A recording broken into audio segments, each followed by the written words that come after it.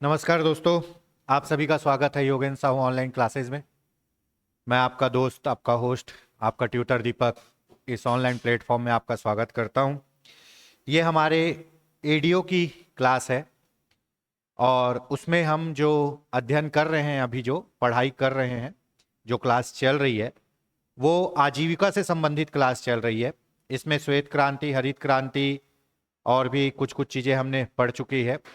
आज हम एक छोटा सा और बहुत इजी टॉपिक पढ़ेंगे। इससे एक आध दो क्वेश्चन बन सकते हैं। ये टॉपिक है कृषि का मशीनीकरण। ठीक है, आपको पता है कि जब आप कृषि की बात करेंगे, ग्रामीण अंचल की बात करेंगे, ग्रामीण अर्थव्यवस्था की बात करेंगे, तो उसमें कृषि कार्य के करने के तरीके और उसमें उपयोग होने वाली मशीनों का जिक्र आना लाजमी है। ठीक है, आज भारत में कृषि का मशीनीकरण लगभग 40 से 45% है, जो विश्व में बाकी देशों की तुलना में काफी पिछड़ा हुआ है।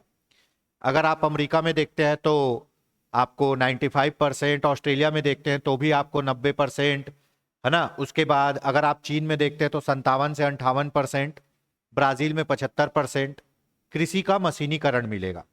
मतलब कृषि कार्य में मशीनों का प्रयोग का प्रतिशत यह है। पर भारत अभी भी 40 से 45 में ही अटका हुआ है, जिसके कारण हमारे देश की जो कृषि व्यवस्था है या जो कृषि कार्य है वो पिछड़ा हुआ माना जा सकता है। क्यों? क्योंकि हम प्राकृतिक साधनों पर ज्यादा निर्भर है और मानवीय श्रम पर ज्यादा निर्भर है, जिससे काम बहुत स्लो हो जाता है। तो इसी चीज का अध्ययन करना है कि भारत में कृषि का मशीनीकरण कैसे हुआ, इसके क्या लाभ हैं, इसकी क्या हानियां हैं, इसको और अधिक बढ़ाने के लिए हम क्या कर सकते हैं। तो ये आज हमारे अध्ययन का विषय है, आज हमारे पढ़ाई का विषय है। तो समय बांधते हुए दोस्तों देखते हैं, भारत आजाद हुआ। आजाद होने के बाद हालत बिगड़ी, देश में खाद्यान्न की काफी कमी हुई। तीसरी पंचवर्षीय योजना असफल हो गई। बैक टू बैक 3 युद्ध हो गए। 1962 भारत चीन युद्ध, 1965 भारत पाकिस्तान युद्ध, है ना। उसके बाद 71 में भारत बांग्लादेश युद्ध, वही पाकिस्तान युद्ध। तो बैक टू बैक युद्ध होते चले गए, जिसके कारण भारत की अर्थव्यवस्था पूरी तरह हिल गई। तो तीसरी पंचवर्षीय योजना के बाद 1966 से 1969 तक क्या चलाया गया दोस्तों? योजना अवकाश चलाया गया। और उसी समय 1966 1967 में लाया गया क्या? आपका हरित क्रांति। और हरित क्रांति के बदौलत क्या हुआ था कि खेती में तकनीकी प्रयोग किया गया, तकनीकी बदलाव किया गया, रासायनिक खाद का प्रयोग किया गया, सिंचाई सुविधाओं का प्रयोग किया गया। उसके बाद आपके उन्नत बीज, है ना, हाई यील्ड प्रोग्राम, उसका प्रयोग किया गया। इसी दौरान कृषि में मशीनीकरण को भी प्रस्तुत किया गया। खेती में मशीनों का प्रयोग किया गया, जिससे उत्पादन बढ़ा। तो आप बोल सकते हो कि भारत में हरित क्रांति से कृषि का मशीनीकरण प्रारंभ हुआ माना जा सकता है आधुनिक तौर पर। ठीक है, तो देखते हैं मशीनीकरण होता क्या है। जैसे हम पढ़ते हैं यथा नाम तथा गुण। सबसे पहले तो बात हो रही है किसकी? कृषि की। ठीक है, तो कृषि एग्रीकल्चर की बात हो रही है ना। दूसरा वर्ड क्या है आपका? मशीनीकरण। मशीनीकरण मतलब मशीनों का प्रयोग, सरल, सुंदर, सस्ता, टिकाऊ। कृषि मतलब खेती, मशीनीकरण मतलब मशीनों का प्रयोग, मतलब खेती में मशीनों का प्रयोग। ये एक शाब्दिक अर्थ हो गया। चलिए आगे आगे देखते हैं। भारत में उत्पादकता बढ़ाने, मानवीय कष्ट को कम करने, खाद्यान्नों के उत्पादन और उत्पादकता को बढ़ाने के लिए कृषि मशीनीकरण आवश्यक है, क्योंकि यह कृषि विकास को बनाए रखने में महत्वपूर्ण भूमिका निभाता है। बहुत बढ़िया लाइन लिखी हुई है। भारत में क्या करना है? कृषि उत्पादकता को बढ़ाना है, उत्पादन को बढ़ाना है, और दूसरा सबसे महत्वपूर्ण काम मानवीय श्रम को कम करना है। इंसान जो मेहनत कर रहा है है ना, जो जनता मेहनत कर रही है खेती में, उसको कम करना है, उसके जगह यंत्रों का प्रयोग करना है, जिससे हम अधिक मात्रा में खाद्यान्न उगा सके और लोगों का पेट भर सके। तो इसके लिए जो मशीनों का प्रयोग किया जाएगा उसी को कहते हैं कृषि मशीनीकरण, यानी खेती में मशीनों का प्रयोग, खेती कार्य के लिए मशीनों का प्रयोग करना कृषि मशीनीकरण कहलाता है। चलिए, बहुत सरल टॉपिक है, कुछ ज्यादा है नहीं। इसमें जो योजना है, सरकारी योजना है, उसका हम बाद में अध्ययन करेंगे कि सरकार कितना सब्सिडी देती है, क्या होता है, ये सब योजना का बाद में अध्ययन करेंगे। आज अपन ओवरव्यू एक टॉपिक देखते हैं। यह सर्वविदित है कि किसी देश की वृद्धि और विकास बुनियादी ढांचे, लोकतंत्र आदि जैसे विभिन्न कारकों पर निर्भर करते हैं, ठीक है, लेकिन इनमें सबसे महत्वपूर्ण क्या है? कृषि है। मतलब आपके देश का विकास बहुत से साधनों पर निर्भर करता है, लेकिन उसमें सबसे प्रमुख क्या है? कृषि है। क्योंकि भैया आप जानते हो, बचपन से पढ़ते आ रहे हो, भारत एक कृषि प्रधान देश है, जहां पूरे भारत में लगभग 58% जनसंख्या कृषि या उससे संबंधित कार्य करती है। असंगठित क्षेत्र में रोजगार देने वाली सबसे बड़ी संस्था कृषि है। अगर उद्योग क्षेत्र में जाओगे तो रोजगार देने वाली सबसे बड़ी जो संस्था है वो कपड़ा उद्योग है, ठीक है। भारत में 58% जनसंख्या कृषि कार्य करती है और छत्तीसगढ़ में 80%, ठीक है। ऐसा इसलिए क्योंकि जब तक सभी नागरिक भोजन करने में सक्षम है, तब तक विकास के अन्य सभी घटक प्रभावी रूप से किए जा सकते हैं। भैया, किसी भी देश की अर्थव्यवस्था के लिए खेती बहुत महत्वपूर्ण है, क्योंकि खेती से अनाज होके जब सभी लोगों का पेट भरेगा, शिक्षा मिलेगी, तभी उन लोग दूसरा कार्य करेंगे। खेती मत करो, मत उगाओ फसल, तो क्या कोई प्लांट चलाने वाला, गाड़ी चलाने वाला अपना काम कर पाएगा क्या? अगर उसका पेट नहीं भरेगा तो बाकी सब उद्योगों के लिए जो मेहनत, श्रम है, उसका प्रदान कहां से होता है? कृषि से होता है। क्यों? खेती से हमको अनाज मिलता है, अनाज से हमारा पेट भरता है, ठीक है। जब हम प्रभावी रूप से किए जा सकते। हालांकि जब हम खेती की बात करते हैं तो इसमें कल्पना से कहीं ज्यादा मेहनत लगती है, ठीक है। इसमें खेतों की जुताई, बीज बोना, खाद का इस्तेमाल करना और खेतों की सिंचाई करना शामिल है। भैया, खेती काम कोई आसान काम नहीं है, कृषि कार्य कोई आसान कार्य नहीं है। वो धरती का सीना चीर के अनाज उत्पादन करना मतलब बहुत मेहनत का काम है। आपका 10 रुपए अगर रोड में गिर जाए तो आप टेंशन में आ जाते हो, और किसानों की लाखों की फसल और साल भर की मेहनत बाहर खेत में पड़ी रहती है। सोचो कितना बड़ा कलेजा होता होगा किसान का, ठीक है, कि भाई जिस चीज के लिए वो 6 महीने से दिन रात मेहनत कर रहा है, उस पे इतने संकट आ रहे हैं, तो भी उसका फसल खेत में रखे रहता है।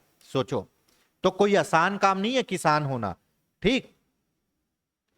भारत में बड़ी जनसंख्या में किसान फसल उगाने के लिए आर्थिक तंगी का सामना कर रहे हैं। इसलिए देश की सरकार उन्हें कृषि मशीनीकरण प्रणाली प्रदान करते हुए उनको बोझ को कम करने के मदद कर रही है। इससे खेती की प्रक्रिया सुव्यवस्थित होगी और लागत में कमी होगी। एक कहावत है, भारत एक अमीर देश है जहां गरीब लोग निवास करते हैं। भारत प्राकृतिक संसाधनों से इतना अमीर है, पर भारतीय लोगों के पास धन ही नहीं है कि वो संसाधन को प्रयोग कर सके। हमारे भारत में बहुत कम खेती भूमि है जहां 2 फसल या 3 फसल लिया जाता है। अधिकांश खेती भूमि में केवल एक ही फसल बोया जाता है। कब? धान का फसल, जब पानी गिरता है तब। वो भी किसके सहारे? प्रकृति के सहारे, है ना। प्रकृति जब पानी गिराएगी तब धान बोएंगे, फिर उसको बेचेंगे, खाएंगे। हमारे यहाँ संसाधन है, लेकिन उनका उपयोग करने के लिए तकनीकी नहीं है। बहुत पैसे की कमी है हमारे किसानों के पास। तो ये किसानों की मदद करने के लिए सरकार बोलती है कि भैया आप मशीनों का उपयोग करो। आपका बैल एक बार खेत में हल चलाता है, धान चावल पैदा करता है, उसके बाद कोई काम नहीं करता। गेहूं आप लगा नहीं पाते क्योंकि आपके पास पानी की कमी है। तो भैया आप बोर कराइए, ट्रैक्टर लीजिए और एक ही जमीन में एक साल में 3 फसल निकालिए, 2 फसल 3 फसल निकालिए। कैसे आपके पास पैसा नहीं बचेगा बताइए? आप साल भर में अगर 5,000 कमा रहे हैं तो 3 बार खेती करके 15,000 कमाइए। पर यह मुमकिन कब होगा दोस्तों? जब हम मशीनों का प्रयोग करेंगे। मानवीय श्रम और पशु श्रम से तो यह संभव है ही नहीं। तो इसीलिए भारत सरकार या कोई भी सरकार ये बोलती है कि खेती में मशीनों का प्रयोग होना चाहिए, और उसके लिए सरकार नए नए योजना चलाती है, सब्सिडी देती है, बहुत सारे उपाय करती है, ताकि अधिक से अधिक किसान क्या कर सके, मशीनों को खरीद सके और मशीनों का प्रयोग कर सके, चाहे किराए में लेके कर सके, चाहे खरीद के कर सके। तो आप समझिए, ये पूरे क्रोनोलॉजी को समझिए। पूरे देश की अर्थव्यवस्था को चलाने के लिए खेती बहुत जरूरी है। खेती से ही अनाज होगा। प्राथमिक सेक्टर बहुत जरूरी है, कृषि प्राथमिक सेक्टर में आता है। और कृषि को अच्छे से करने के लिए किसानों का संपन्न होना बहुत जरूरी है। और किसान संपन्न तब होगा जब उसको खेती से आय होगी। खेती से आय कब होगी? जब वो खेती के आधुनिक तरीकों को अपनाएगा। और आधुनिक तरीकों को अपनाने के लिए उसको क्या करना पड़ेगा? खेती में मशीनों का प्रयोग करना पड़ेगा। ठीक है, चलिए, कृषि मशीनीकरण क्या है? खेती के लिए मशीनों का इस्तेमाल करना ही क्या कहलाता है? कृषि मशीनीकरण कहलाता है। ठीक है, इससे क्या होता है? इससे समय की बचत होती है, श्रम की बचत होती है। ठीक है, ये तो नॉर्मल सी बातें लिखी हुई है।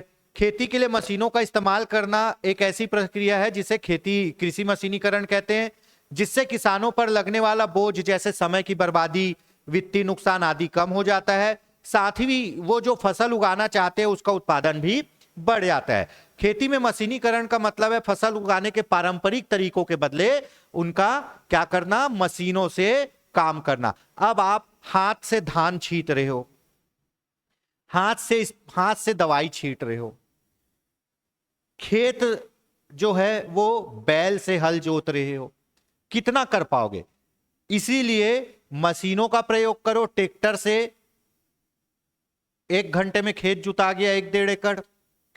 तुरंत स्प्रेयर लगा के दवाई छींट लिए, तुरंत सीड प्लांटर लगा के या वो मशीन लगा के बीज बो दिए, तो काम आसान हो जाता है। ठीक है, चलिए, भारत में कृषि का मशीनीकरण 40 से 45% है। मतलब 100 में से 40 किसान ही हमारे यहां मशीनों का प्रयोग करते हैं। हमारे यहां अधिकतम जो किसान है ना दोस्तों, वो लघु और सीमांत कृषक है। कैसे कृषक है? लघु और सीमांत, छोटे किसान है। उनके पास ज्यादा से ज्यादा 2 से 5 एकड़ जमीन है, और वो इतना नहीं कमा पाते कि वो मशीन खरीदे, 10-10 लाख का ट्रैक्टर खरीदे, नहीं खरीद पाते वो। ठीक है, तो इसीलिए हमारे यहां कृषि में मशीनों का प्रयोग कम है, लगभग है 40 से 45। वही अगर आप आंकड़ा देखोगे तो अमेरिका में, ऑस्ट्रेलिया में 95%, ब्राजील में 75% और चीन में 57% है। अमेरिका में, ऑस्ट्रेलिया में ना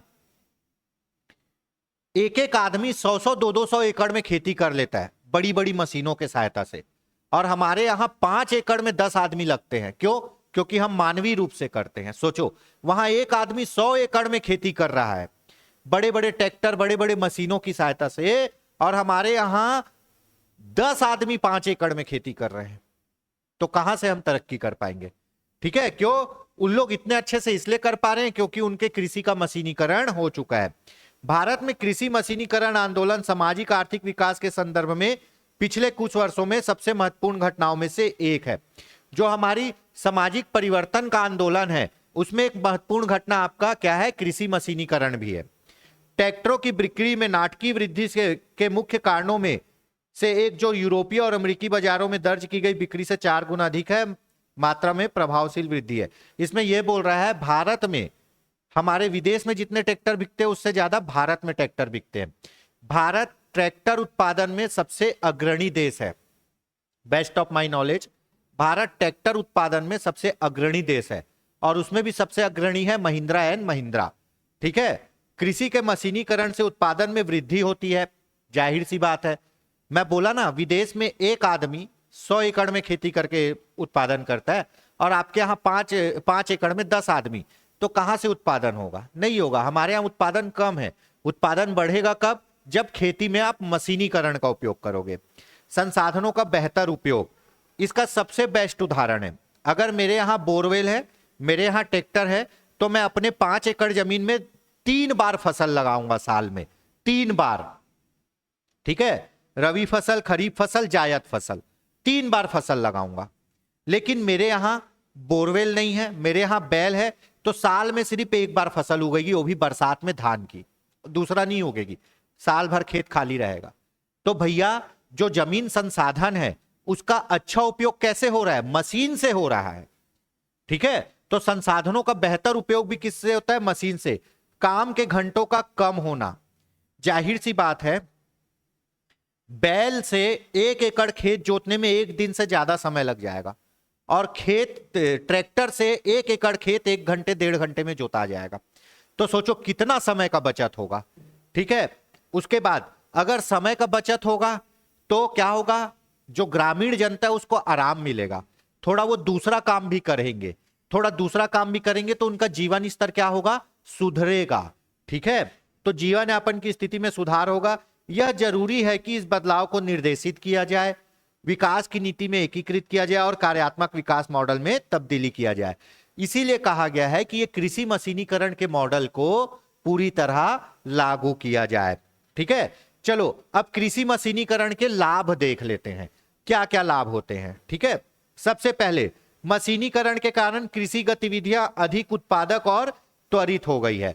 मशीनों के प्रयोग से कृषि गतिविधि में अधिक उत्पादन हो रहा है और कृषि करने का जो स्पीड है वो बढ़ गया है। ठीक है, कृषि पद्धति में कृषि मशीनीकरण का उपयोग करने पर मानव श्रम की आवश्यकता कम हो जाती है। ठीक, अब मशीन का उपयोग करके एक आदमी 5 एकड़ में खेती कर ले रहा है, और बिना मशीन का उपयोग करने वाला आदमी 10 आदमी 5 एकड़ में खेती कर रहा है, तो 9 लोगों को एक्स्ट्रा काम करना पड़ रहा है। तो मशीनीकरण से क्या होता है? मशीनीकरण से श्रम कम लगता है, कम मानव श्रम, आदमियों की जरूरत कम होती है। सबसे बेस्ट उदाहरण, अगर धान लूना है तो पहले बनिहारिन चाहिए रहता था, धान काटने वाले चाहिए रहते थे। अब आप इधर जाओ, इसके यहां चलो मेरे खेत में धान काटना, इसके यहां बुलाने जा रहे हो, उसके यहां बुलाने जा रहे हो, वो आ रहे हैं नहीं आ रहे हैं, लेट हो रहा है। अब क्या आ गया है? हार्वेस्टर आ गया है, सीधा खेत में उतरता है गाड़ी और एक ही बार में पूरे खेत का ऐसे धान काट के 9 2 11 अपने घर चल जाता है। जिस खेत को धान को लूने के लिए 2 दिन लगता था, अब उस खेत के धान को काटने के लिए 2 घंटा नहीं लगता है। इसका बेस्ट उदाहरण है ये, किसका? श्रम की बचत का। मशीनीकरण के उपयोग से उत्पादन में उल्लेखनीय वृद्धि होती है तथा फसल संघनता बढ़ाने में मदद मिलती है। अब आप हाथ से फसल लगाओगे और आप मशीन से एक लाइन से फसल बोगे तो क्या होगा? मशीन से कम दूरी में बोएंगे, सघन होगा, डेंस होगा, ज्यादा उत्पादन होगा। मशीन से क्या होगा? उत्पादन ज्यादा होगा। मशीनीकरण से किसानों का समय और प्रयास कम होता है, साथ ही ग्रामीण क्षेत्रों में उनकी समग्र वित्तीय और सामाजिक स्थिति में भी बदलाव आता है। सबसे पहले क्या होगा? समय बचेगा, उनका प्रयास बचेगा, उनके पास और कुछ करने का समय रहेगा, अपने स्वास्थ्य पे जहां ध्यान देंगे, अपने घर पे ध्यान देंगे और उनकी स्थिति बदलेगी। कोई भी भूमि जो खेती के लिए उपयोगी नहीं है उसे कृषि उपकरणों की सहायता से शीघ्रता से आसानी से लाभदायक खेती में परिवर्तित किया जा सकता है, जिसके परिणाम स्वरूप भूमि का उचित उपयोग होता है। अब इसका जो बेस्ट उदाहरण रहता है वो भाटा जमीन बोलते हैं और परिया जमीन बोलते हैं ना। परिया जमीन खाली पड़ा है जहां खेती करने लायक माहौल ही नहीं है। भाटा जमीन जहां इतनी टफ जमीन है कि हल जोत ही नहीं सकता है, उसको बैल हल जोत ही नहीं पाएगा। तो वहां क्या करेंगे? हम उस जमीन पे जो एकदम टाइट है, एकदम मजबूत है, उस पे ट्रैक्टर से हल चलाएंगे। ट्रैक्टर से हल चलाएंगे, मिट्टी को पलटेंगे, वहां बोर करवाएंगे, पानी की सुविधा रखेंगे, और वो जमीन जहां खेती होती ही नहीं थी उसको भी खेती लायक बना दिया जाएगा। जिससे क्या होगा? संसाधनों का उपयोग होगा और जिससे क्या होगा? उत्पादन में वृद्धि होगी। विश्व की जनसंख्या में वृद्धि के कारण केवल मशीनीकरण ही किसानों को महत्वपूर्ण जनसंख्या की आवश्यकताओं को पूरा करने के लिए फसलें और अनाज उगाने में सहायता कर सकता है। बेस्ट उदाहरण इसका क्या है पता है? जो आप पढ़े हो 1966 1967 का क्या? हरित क्रांति। भारत में खाने के लिए अनाज नहीं था, भारत में खाने के लिए अनाज नहीं था, हरित क्रांति आया। हरित क्रांति ने क्या किया?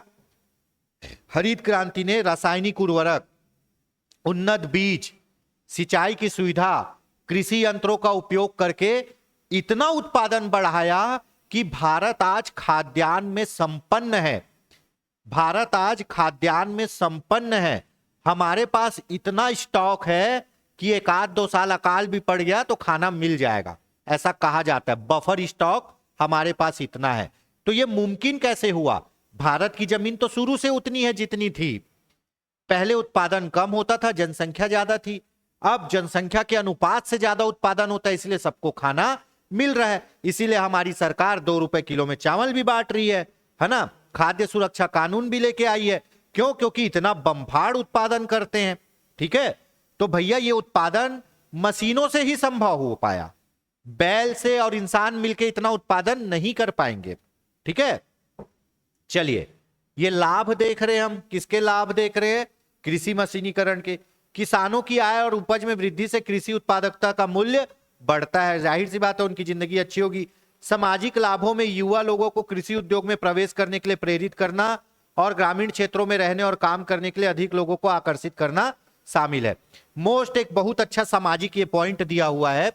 आप देखे होंगे जब पारंपरिक खेती होती थी दोस्तों, जब बैल वाला खेती होता था तो कोई आदमी खेती नहीं करना चाहता था, कोई एग्रीकल्चर की पढ़ाई नहीं करता था।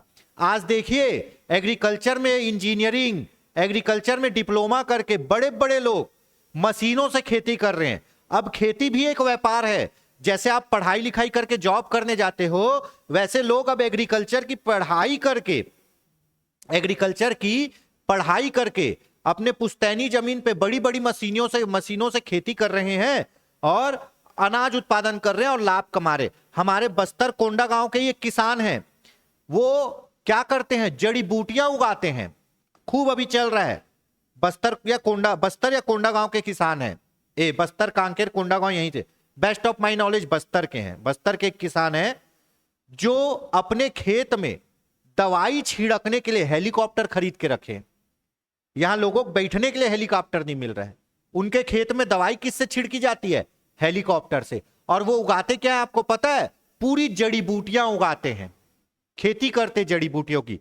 तो भैया पढ़ लिख के हाईटेक तरीके से खेती कर रहे हैं, तभी तो इतना मैनेज कर पा रहे हैं। अगर वो भी 2 बैल लेके अगर काम करते तो क्या यहां तक पहुंच पाते? बिल्कुल नहीं पहुंच पाते। ठीक है, तो अब खेती में मशीनीकरण का प्रयोग जब से चालू हुआ तो खेती भी एक बिजनेस हो गया और समाज के एक वर्ग को एक नया रोजगार का साधन मिला है। ठीक है, और लोग इस पे जुड़ रहे हैं। ठीक, उसके बाद बहुत अच्छा पॉइंट आया है, श्रम उत्पादकता में वृद्धि सुरक्षित खेती के तरीकों के कारण यह महिलाओं पर पड़ने वाले बोझ को कम करता है। पहले गांव की महिलाएं बेचारी दिन भर खेती काम, उसके बाद आके घर का काम, है ना, निंदाई, कोड़ाई, बियासी, है ना, पानी पलोना, दुनियादारी, सब में महिला जाके काम करती थी। लेकिन मशीनीकरण से क्या हुआ? महिलाओं को राहत मिला और ये अब घर में समय देती है। ठीक है, चलिए आगे देखते हैं। इससे गैर कृषि उद्योगों के लिए जनशक्ति उपलब्ध होती तथा किसानों के लिए आय के नए अवसर पैदा होते। अब एक किसान है जो दिन भर पशुओं के साथ पारंपरिक तरीके से खेती कर रहा है, उसका दिन पूरा कहां चल जाता है? खेती करने में। और एक किसान है जो मस्त 8 बजे जाता है, 11 बजे तक मशीनों की सहायता से अपना खेती काम खत्म कर देता है और 11 बजे कोई दूसरे काम करने चले जाता है। ठीक है, तो भैया वो तो जो किसान मशीनों का प्रयोग कर रहा है वो 2 काम कर रहा है, तो वो डबल कमा रहा है और उसका जीवन सुधरेगा। जो पारंपरिक तरीके से कर रहा है वो दिन भर खेती में ही लगा हुआ है, लेकिन कोई उसको लाभ नहीं हो रहा है। ठीक है, कृषि मशीनीकरण से किसान को बेहतर आय प्राप्त होती, जिससे उन्हें पशुधन या अन्य गतिविधियों में निवेश करने की सुविधा मिलेगी, जिससे कृषि और आय स्रोतों में विविधता आएगी। अब कोई आदमी अच्छा पैसा कमा रहा है खेती से, तो वो 2-4 गाय भैंस रखेगा, दूध का भी काम करेगा, जिससे क्या होगा? उसकी आय बढ़ेगी। कृषि में मशीनीकरण से उत्पादकता और दक्षता बढ़ती है, साथ ही किसान की वित्तीय स्थिति और जीवन शैली भी सुधरती है। मतलब कुल मिला के आर्थिक विकास होगा किसका? आर्थिक विकास होगा किसका? किसान का, गांव का, पूरी अर्थव्यवस्था का। चलिए, तो ये क्या थे? लाभ थे। लाभ में बेसिकली आप देख लोगे, है ना, क्या क्या है? उत्पादकता में वृद्धि, श्रम की बचत, स्वास्थ्य सुधार, महिलाओं को आराम, किसानों की जिंदगी में सुधार, यही सब नॉर्मल सी बातें होगी। कृषि मशीनीकरण उद्योग के समक्ष क्या होगा? चुनौतियां, है ना। कृषि में मशीनीकरण का क्या क्या चुनौतियां हैं? अब हम पढ़ तो लिए ये लाभ होगा, ऐसा ऐसा होगा, लेकिन भाई अभी तक भारत केवल कितना प्रतिशत मशीनीकरण कर पाया है दोस्तों? 40 से 45। क्यों नहीं कर पाया है? क्या चुनौतियां हैं, क्या परेशानियां आ रही है? देखते हैं। सबसे पहले कौशल की कमी। हमारे यहां स्किल्ड किसान नहीं है, हमारे यहां किसान स्किल्ड नहीं है जो मशीनों को उपयोग कर सके, और हमारे यहां श्रमिक भी इतने स्किल्ड नहीं है कि वैसी मशीनें बना सके। ठीक है, हमारे यहां आप देखना बाहर के जो मशीनें हैं वो अलग ही लेवल की है, हमारे यहां भी उस लेवल का मशीन नहीं होता है। हमारे यहां जो ट्रैक्टर आता है वो मुश्किल से 10 लाख 10 लाख तक आता होगा, उसमें एसी वेसी कुछ नहीं रहता है। जो विदेशों के ट्रैक्टर रहते हैं वो बहुत भारी भरकम, और उसमें पूरा एसी दुनियादारी सब रहता है। तो भैया कहीं ना कहीं स्किल की कमी है हमारे यहां, है ना। दूसरा मोस्ट इंपॉर्टेंट, पर्याप्त जानकारी का अभाव। अभी भी हमारे किसानों के पास मशीन को कैसे उपयोग करना है, कौन सी मशीन उनके काम के लायक है, कौन सी मशीन पे उनको पैसा खर्चा करना चाहिए, है ना, इसकी जानकारी का अभाव है। इसीलिए सरकार क्या करती है, कृषक सेवा केंद्र, इनके लिए डीडी किसान चैनल भी चलाती है, कृषक सेवा केंद्र भी चलाती है, ताकि इनको क्या दे सके, सलाह दे सके। उसके बाद कुशल कर्मियों का अभाव। कृषि मशीन को चलाने के लिए हमारे यहाँ कुशल कर्मी भी नहीं है, प्रॉपर ट्रेनिंग नहीं होती हमारे यहाँ खेती मशीन को चलाने के लिए। ठीक है, हमारे यहाँ जो लोग ट्रैक्टर चलाना सीखते हैं वो देख देख के सीखे हैं, जो हार्वेस्टर चलाना सीखे हैं वो देख देख के सीखे हैं। हमारे यहाँ मशीनों के साथ काम करने वाली भी कुशल श्रमिक नहीं है, इसीलिए कई बार दुर्घटना हो जाता है। कई बार देखना धान काटने वाली मशीन में या किसी में हाथ फंस के हाथ कट जाएगा, कुछ और हो जाएगा। क्यों? क्योंकि भैया हमारे यहाँ ट्रेनिंग की कमी है। तीसरा, उच्च पूंजीगत लागत। सबसे बड़ा कारण यही है कि हमारे यहां खेती मशीनों का उपयोग क्यों नहीं होता, इसका सबसे बड़ा कारण यही है। भैया आज भी भारत में किसानों की आय इतनी नहीं है कि एक सामान्य किसान 8 लाख का ट्रैक्टर खरीद ले, नहीं है। इतनी आय नहीं है कि एक किसान 25 लाख का हार्वेस्टर खरीद ले, इतनी आय नहीं है कि एक किसान 2.5-3 लाख रुपए का थ्रेसर खरीद ले, नहीं है भैया। आय इतना महंगा है, कहां से खरीद पाएंगे? लोन लेंगे, लोन नहीं पटा पाएंगे तो उनके मशीन को खींच के ले जाएंगे, है ना। यहाँ बड़े बड़े उद्योगपति पैसा लेके भाग जाते हैं, उनका कर्जा माफ हो जाता है। यहाँ एक किसान एक ट्रैक्टर खरीदा है, उसका 1-2 किस्त नहीं देंगे तो बैंक वाले लोग आके उसका लेके चल जाते हैं। यही तो भारत है, ये मेरा भारत है, क्या बोलोगे? 100 में से 99 महान, फिर भी मेरा भारत 100 में से 99 बेईमान, फिर भी मेरा भारत महान, है ना। उच्च पूंजीगत लागत। हमारे भारत में कृषि मशीनों की जो लागत है वो बहुत ज्यादा है, इसीलिए हर किसान इसको खरीद नहीं पाता। सबसे मेन कारण, तेजी से तकनीकी बदलाव। आज जो मशीन चल रही है, आज जो मशीन चल रही है कल वो आउटडेटेड हो जाएगी, फिर आपको क्या करना पड़ेगा, उसको अपडेट करना पड़ेगा या कुछ और करना पड़ेगा। तो बहुत ज्यादा तकनीकी बदलाव, जल्दी से तकनीकी बदलाव हो रहे हैं, ये भी एक समस्या है। ठीक है, चलिए आगे देखते हैं। मौसम दशाओं पर निर्भरता। आज भी हमारे यहाँ चाहे हम कितनी भी मशीनों का प्रयोग कर ले, हम अधिकांश हमारी खेती किस पे है, मानसून पर। इसीलिए बोलते हैं भारतीय कृषि क्या है, मानसून का जुआ है। भारतीय कृषि को क्या कहा गया है, मानसून का जुआ। मानसून अच्छा होगा तो खेती अच्छी होगी, नहीं होगा तो जय माता दी। ठीक है, रख रखाव और मरम्मत मोस्ट इंपॉर्टेंट। भाई जो आप खेती मशीन खरीद रहे हो, जब वो इतनी महंगी है तो उसका मेंटेनेंस, उसको रखना, उसका मरम्मत कराना वो भी बहुत महंगा है, इसीलिए किसान नहीं लेता। ठीक है, पर्यावरणीय चिंताएं। अब देखिए खेती जो मशीन है, जो कृषि कार्य के लिए मशीन आप उपयोग कर रहे हो, उसमें क्या हो रहा है, उसमें ईंधन का प्रयोग हो रहा है। ठीक है, उस मशीन से प्रदूषण फैल रहा है, खेत में भी और जगह भी। तो ये भी एक पर्यावरण चिंता है। अगर ज्यादा हम मशीनों का प्रयोग करेंगे तो क्या होगा, पर्यावरण प्रदूषण बढ़ेगा। ठीक है, तो ये सब क्या है, ये सब आपके एक चुनौतियां हैं, एक मुश्किल है जो कृषि में मशीनीकरण को बढ़ने से रोकती है। चलिए, कृषि में मशीनीकरण को बढ़ाने के लिए क्या सुझाव आप लोग दे सकते हो? तो भैया हम क्या ऐसा कर सकते हैं कि खेती में मशीनीकरण बढ़े, ठीक है, और ऐसा बढ़े कि संतुलन बना रहे। देखिए अभी एक वर्ड चला था पहले, है ना, कि पृथ्वी के साथ सह अस्तित्व बना के विकास किया जाए।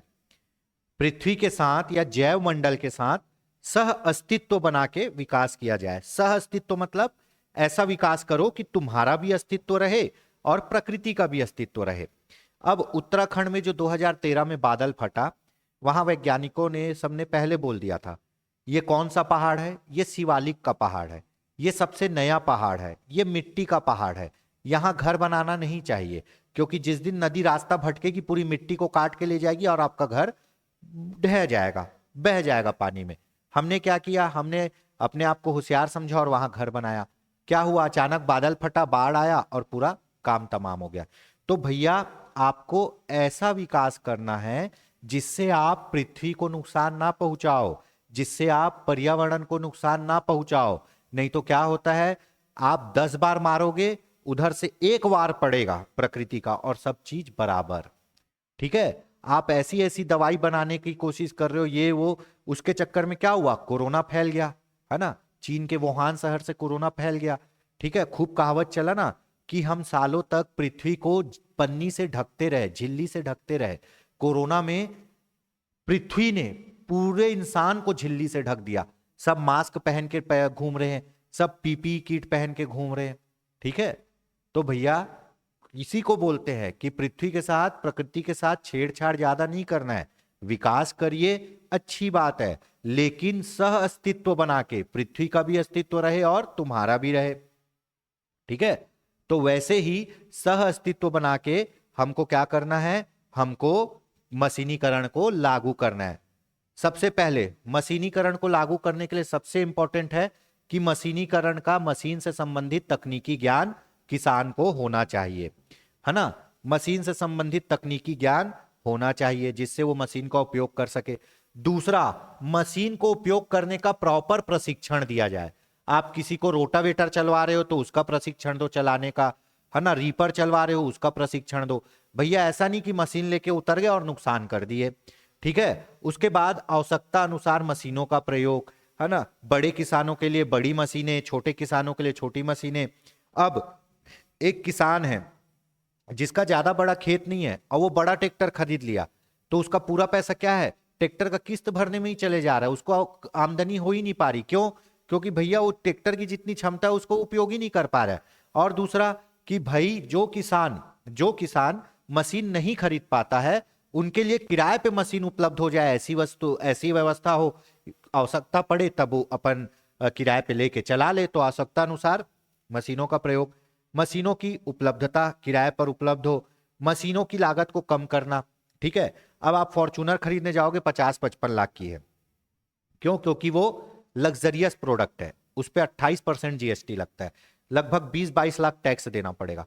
लेकिन सरकार को क्या करना चाहिए, कृषि यंत्र पे, कृषि उपकरण पे टैक्स कम करना चाहिए, जिससे क्या हो, जिससे उनका लागत कम हो, और लागत कम होगा तो क्या होगा, किसान उसको खरीदेगा। ठीक है, उसके बाद सरकार द्वारा सब्सिडी प्रदान करना, ये तो सरकार दे ही रही है सब्सिडी, कई बार 50% सब्सिडी देती है ट्रैक्टर खरीदने में। कई तो सरकार ऐसी योजना चलाए कि किसानों को क्या करे, मशीनीकरण के लिए सब्सिडी प्रदान करे, और ये देती भी है। ठीक है, चलो अब देख लेते हैं मशीनों के प्रकार। इसमें मैं उन्हीं मशीनों को हमने रखा है जो आपको ज्यादातर यूज होती है ना। तो उन्हीं मशीनों को देखते हैं। इसमें पूछ सकता है कौन सी मशीन क्या करती है। मशीनों के प्रकार, ट्रैक्टर आप सभी जानते हैं, ये जान है, इसके बिना बाकी कृषि मशीनों का उपयोग नहीं हो सकता। खेत में जो भी कृषि मशीन चलते हैं सब ट्रैक्टर के साथ अटैच होकर चलते हैं, है ना। सभी तरह के कृषि कार्य के लिए ट्रैक्टर का प्रयोग होता है, और अन्य कृषि उपकरण को चलाने के लिए भी ट्रैक्टर का प्रयोग होता है।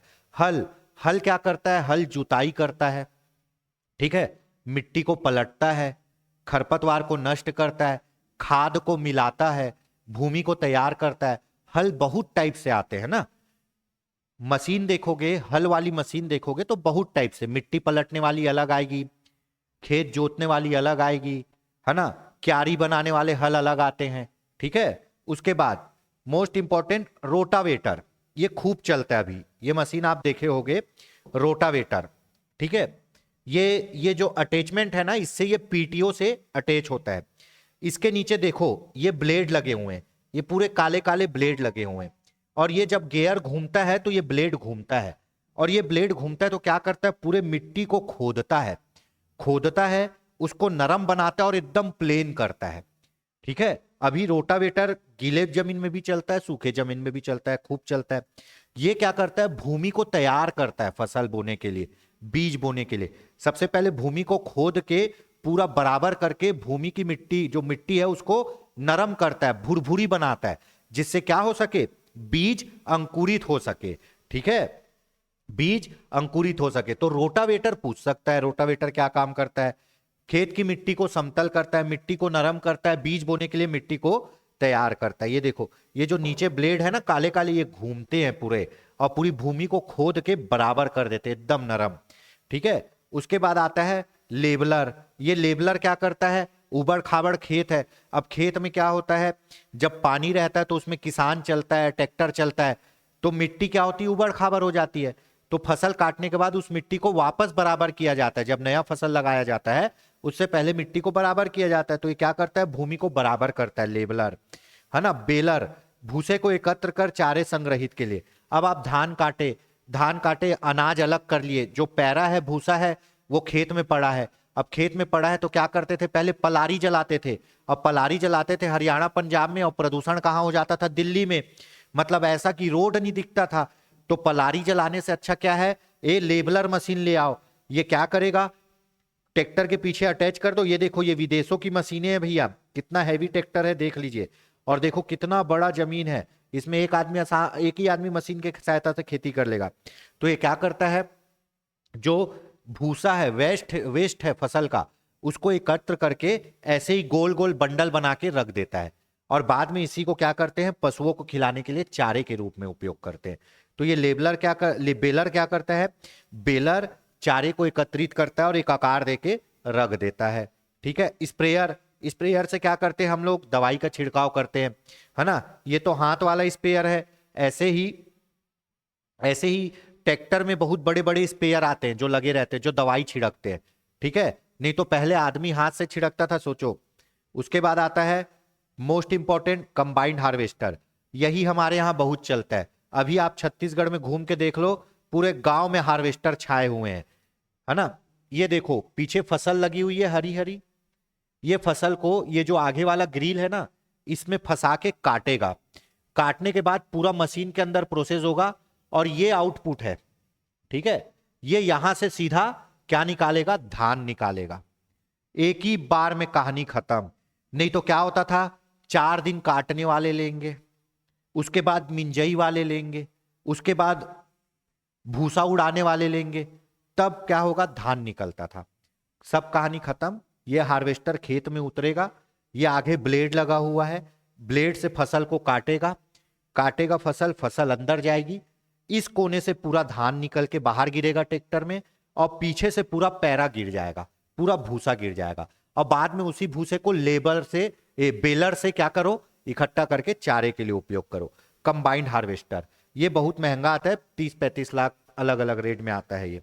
ये अभी हमारे छत्तीसगढ़ में चलता है, पहले नहीं चलता था, अब चलता है। अधिकतर पंजाब वाले लोग वहां से लेके आते हैं, क्योंकि वहां बहुत हाईटेक खेती होती है। ठीक है, तो ये हार्वेस्टर, कंबाइंड हार्वेस्टर मतलब सब काम एक साथ करेगा ये। ठीक है, चलिए, ये सब खरीदने के लिए सरकार सब्सिडी भी देती है।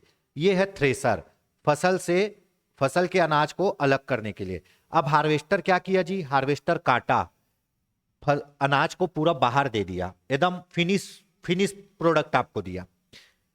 थ्रेसर क्या करेगा, थ्रेसर क्या करता है, जो हाथ से फसल को काटे हो, अब हाथ से फसल को काटे हो तो उससे अनाज को कैसे अलग करोगे, जो कटा हुआ फसल है ना, उसको इधर से, जो कटा हुआ फसल है, हाँ, उसको आप इधर से डालोगे। ठीक है, और ये इधर से क्या निकलेगा, आपका पैरा निकल जाएगा, और नीचे क्या निकलेगा, आपका नीचे निकलेगा आपका अनाज। मतलब ये भी अनाज को पैरे से, भूसे से अलग करता है, पर ये काटता नहीं है, आपको काट के इसमें डालना पड़ेगा, तब ये अनाज और भूसे को अलग करेगा। हार्वेस्टर क्या करेगा, काटेगा भी और अलग भी करेगा। तो थ्रेसर क्या करता है, केवल अलग करता है।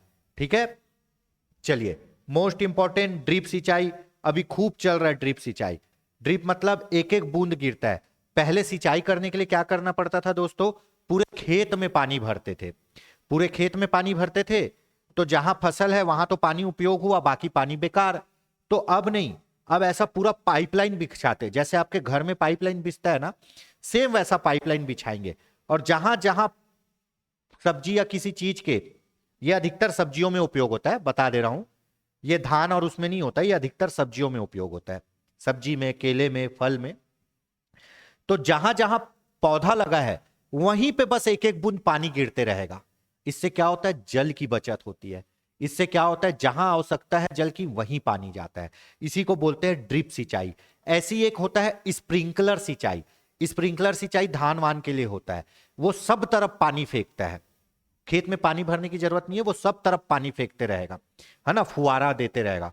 तो ये ड्रिप सिंचाई है। ये देखो बूंद गिर रहा है, यहीं पे पेड़ का जड़ है, ठीक है, तो वो जहां पेड़ रहेगा वहीं बूंद गिरेगा। ये अधिकतर फल सब्जी के लिए उपयोग होता है ड्रिप सिंचाई, ठीक है। उसके बाद सीड ड्रिल।